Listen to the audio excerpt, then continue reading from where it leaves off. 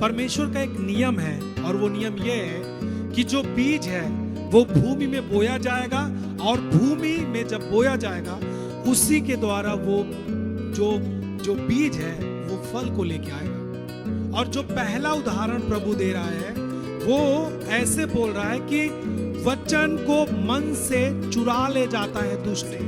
यानी परमेश्वर का वचन जो बीज है, जब इससे फल आता है तो वो स्वर्ग का फल होता है। शैतान तभी मौका पाता है आपके जीवन से वचन को हटा ले जाता है जब आप संदेह की बातों को सुनते हैं, तो शैतान उस वचन को आपके लिए हटा ले जाता है और आपके जीवन में उस वचन के द्वारा आने वाली आशीषें कभी नहीं पहुंच पाती। मत्ती रचित सुसमाचार उसका 13 अध्याय उसके 1 वचन से 9 वचन तक पढ़ेंगे हम सब। यहां हेडिंग में लिखा है बीज बोने वाले का दृष्टांत। आपने कई बार इसको पढ़ा होगा और आपने कई बार इसे सुना होगा, लेकिन मैं आज इसे आपको एक बार फिर से आपके लिए पढ़ना चाहता हूं और इससे बातचीत करना चाहता हूं ताकि ये चीजें आप में फिर से नई हो जाएं, फिर से आप में ताजी हो जाएं। आमीन। यहां लिखा एक वचन से पढ़ेंगे।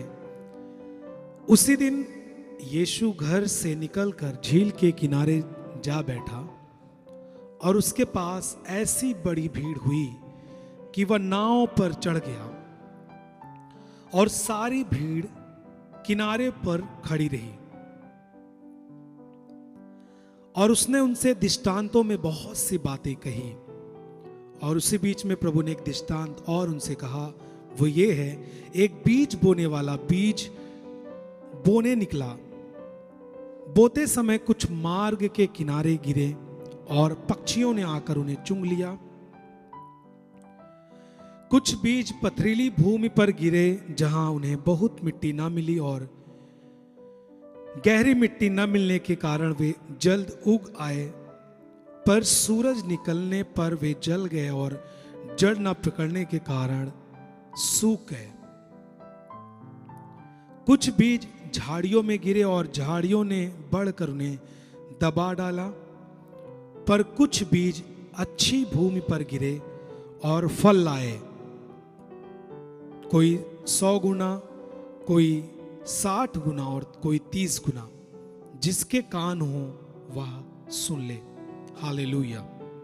आप सब ने सुना कि मैंने आपके सामने बीज बोने वाले का दृष्टांत पढ़ा और इसके बारे में हम जानेंगे और इसका अर्थ समझेंगे, और बाइबल का ये वचन आपको क्या सिखाता है और किन बातों के लिए प्रेरणा देता है, उन बातों को हम समझेंगे। मैं आपसे कहना चाहता हूं, जो आपने पढ़ा, जो आपने सुना, जो मैंने आपके सामने पढ़ा, यह हर विश्वासी को उद्धार पाने के लिए और प्रभु के साथ जीने के लिए इन चीजों का सामना करना पड़ता है। बीज का मतलब है परमेश्वर का वचन, और भूमि का मतलब है आपका हृदय या फिर आपका जीवन। बीज का मतलब है परमेश्वर का वचन, और भूमि का मतलब है आपका हृदय या फिर आपका जीवन।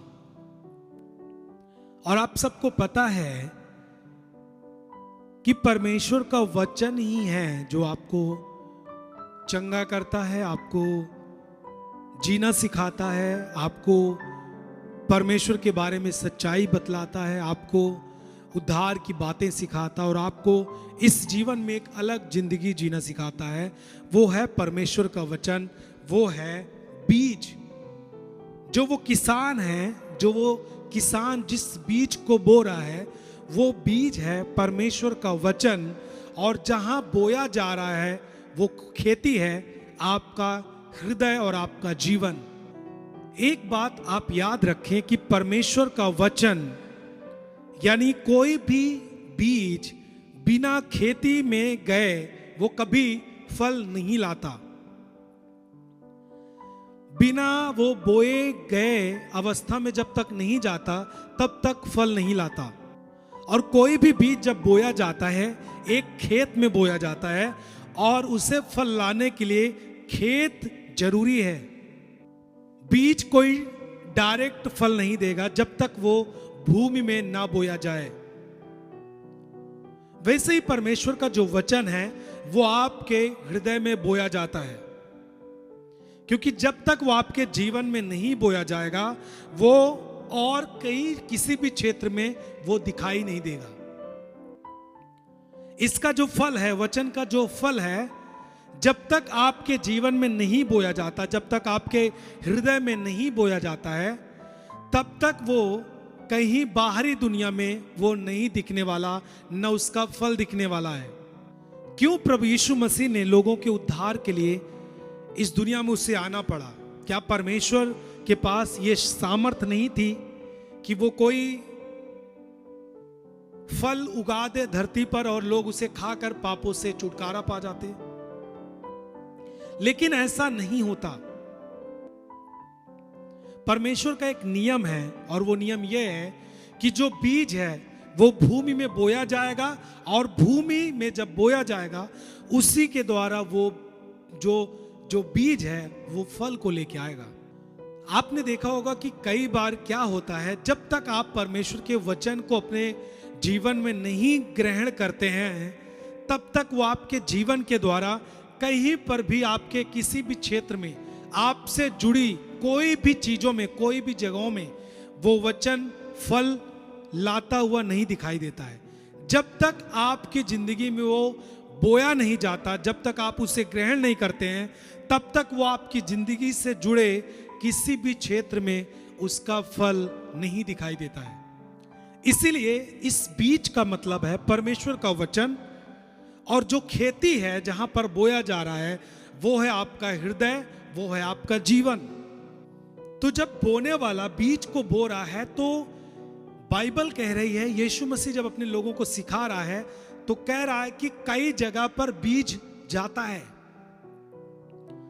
4 तरीकों से विश्वासियों का प्रभु में बढ़ने का तरीका है। 4 चीजें उनकी जिंदगी में आ रही हैं जो यीशु मसीह ने 4 बिंदु यहां पर रखे बीज बोने वाले की दृष्टांत में। पहला हम पढ़ेंगे 13 उसके 4 वचन को। यहां लिखा है, बोते समय कुछ बीज मार्ग के किनारे गिरे और पक्षियों ने आकर उन्हें चुंग लिया। जब बीज बोया जा रहा है तो बीज बोने वाला जब बोया तो वो भूमि में नहीं गया, परंतु वो मार्ग के किनारे गया और पक्षी आकर उसे चुंग लिया। आपको पता होना चाहिए, मार्ग के किनारे का मतलब है अविश्वास की जगह, संदेह की जगह। जो बाइबल पक्षी को दर्शा रही है वो है दुष्ट, जो शैतान, जो आपको फलवंत नहीं होने देना चाहता, जो आपको संदेह में रखता है। मार्ग के किनारे बीज गिरा, इसका मतलब जो खेती है वो अविश्वास में है, संदेह में है। इस कारण से जब बीज छींटा गया तो संदेह का जो एक सीमा लगा हुआ है उस भूमि के ऊपर, उस संदेह के कारण वो जो बीज था वो भूमि में नहीं गया, वो मार्ग के किनारे आ गया, उसमें टकराकर, और तब दुष्ट को मौका मिला उस वचन को उस मार्ग पर से भी उठा ले गया। ऐसा ना हो कि वो वहां पर कहीं पर जाके फलवंत हो जाए। आप गंभीर नहीं हैं वचन के प्रति, लेकिन शैतान पूरी कोशिश कर रहा है। लूका उसका 8 उसके 12 वचन को पढ़ेंगे। यहां लिखा है, मार्ग के किनारे के वे हैं जिन्होंने सुना, तब शैतान आकर उनके मन में से वचन उठा ले जाता है कि कहीं ऐसा ना हो कि वे विश्वास करके उद्धार पाएं। मार्ग के किनारे का बीज का मतलब है वे हैं जिन्होंने सुना, तब शैतान आकर उनके मन से वचन को उठा ले जाता है, कहीं ऐसा ना हो कि वे विश्वास करके उद्धार पाएं। इसका मतलब आप उद्धार ना पाएं, शैतान कोशिश करता है और पूरा प्रयास करता है। देखिए, जो डेविल है, जो दुष्ट है, जो आपको अच्छी जिंदगी पाने से रोकना चाहता है, उसका मकसद ही है कि आप फलवंत ना हो। उसका मकसद ही है कि आप में वचन फल ना लाए। और जो पहला उदाहरण प्रभु दे रहा है वो ऐसे बोल रहा है कि वचन को मन से चुरा ले जाता है दुष्ट। और मैं आपसे कहना चाहता हूं कि दुष्ट को ऐसे मौका नहीं मिल जाता, उसको तब मौका मिलता है जब आप अविश्वास की दशा में होते हैं। मैंने आपसे पहले कहा कि मार्ग के किनारे गिरने का मतलब ही है कि भूमि अविश्वास से है, संदेह से है। इसी कारण से वचन अंदर टिक नहीं पाया और उसे दुष्ट उठा ले गया। कुछ लोग कहते हैं कि शैतान काम कर दिया, शैतान मार दिया, शैतान बीमारी कर दिया, शैतान सुला देता है प्रार्थना में, शैतान सब कुछ कर दे रहा है। तो प्रभु क्या कर रहा है? लेकिन यहां पर देखें, जब आप अविश्वास में हैं, संदेह में हैं और वचन आपके अंदर आ नहीं पा रहा है, वो मार्ग के किनारे गिर चुका है, इसी कारण से दुष्ट उसे उठा ले गया। अभी जब हम आखिरी में पहुंचेंगे और जब पढ़ेंगे, जो अच्छा भूमि था वो फल लाया। जब आप दुष्ट को मौका देंगे वो काम करता है, क्योंकि वो पूरी कोशिश करता है कि आपको उद्धार ना पाने दे। क्योंकि आप जब उद्धार पाएंगे तो उसका राज्य खत्म होगा। जब आप विश्वास में बढ़ेंगे तब संदेह का राज्य, शैतान का राज्य, दुष्ट का राज्य खत्म होगा। मैं आपके सामने परमेश्वर का वचन बो रहा हूं। अभी मैं परमेश्वर के वचन को बोने वाले की नहीं बो रहा हूं। लेकिन आपको जब यह लगता है कि ये ऐसे ही है, ये मेरे फायदे के लिए नहीं है, मैं इसे नहीं सुनूंगा, उसी समय दुष्ट को अवसर आप खुद देते हैं कि वो आपके हृदय तक वचन को ना पहुंचने दे और वो उसको चुरा ले जाए। लेकिन जब आप विश्वास में होते हैं, जब आप वचन को सुनते हैं, तो दुष्ट को कोई चांस नहीं मिलता, कोई मौका नहीं मिलता कि परमेश्वर के वचन को आपके हृदय से चुरा कर ले जाए। क्योंकि जब आप पूरे विश्वास से सुनते हैं और आप उसे ग्रहण करते हैं, आपको पता है कि ये चीजें मुझे फलवंत करेंगी, परमेश्वर का वचन मुझे फलवंत करेगा। और परमेश्वर के वचन का जो फल है वो दुनिया के सामने और मेरे लिए बहुत अद्भुत है। वो स्वर्ग का फल होता है। जब परमेश्वर के वचन से, यानी परमेश्वर का वचन जो बीज है, जब इससे फल आता है तो वो स्वर्ग का फल होता है। वो चाहे अच्छे कैरेक्टर का हो सकता है, चाहे चंगाई का हो सकता है, चाहे आप कोई भी काम कर रहे हैं वहां पर आप बरकत देख रहे हैं, वो फल है। और आप अपने उद्धार के काम को पूरा कर रहे हैं, वो वचन का फल है। लेकिन शैतान चाहता है कि आप विश्वास करके आप उद्धार ना पाएं, इसके लिए वो पूरा प्रयास कर रहा है। लेकिन क्या आप प्रयास करते हैं कि वचन को सुनकर आप उद्धार पाएं? आपको पता होना चाहिए, यहां पर शैतान तभी सफल हो रहा है जब उसे मौका मिल रहा है।